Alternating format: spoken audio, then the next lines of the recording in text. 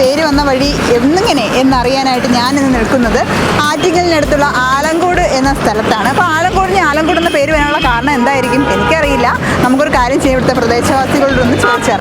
ഒരുപാട് ആലിമ്യങ്ങളുണ്ടായിരുന്നു. ആലിമ്യങ്ങൾ മഹാത്മാ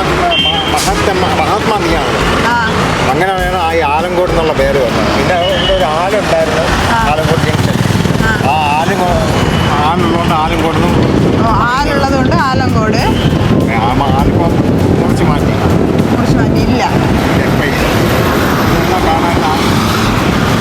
അപ്പൊ ഈ കോട് ആലങ്കോട്. ഓക്കെ. ആലങ്കോടിൽ ഒരു വലിയൊരു ആലുണ്ടായിരുന്നു ചന്തേര്. ആലിനെ ബേസ് ചെയ്ത് ആലങ്കോട് എന്ന പേര് വന്നു. ആലങ്കോടിന് ആലങ്കോട് പേര് വരാനുള്ള കാര്യം ജംഗ്ഷനിൽ ഒരു വലിയൊരു ആലുണ്ടായിരുന്നു. അതായിരുന്നു കാരണം മെയിനായിട്ട്. ആലങ്കോടിന് ഈ പേര് വരാനുള്ള കാരണം അറിയാം? ആലങ്കോടിന്റെ പേര് പറയാനുള്ള പണ്ടുകൊണ്ട് ഇവിടെ മീൻ കമ്മീഷൻ കടയുണ്ട്.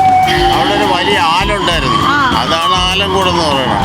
ആലിനെ ബേസ് ചെയ്ത് ആലങ്കോട് എന്ന പേര് വന്നു. അത്രേ ഉള്ളൂ, വേറെ കൂടുതലായിട്ടൊന്നുമില്ല.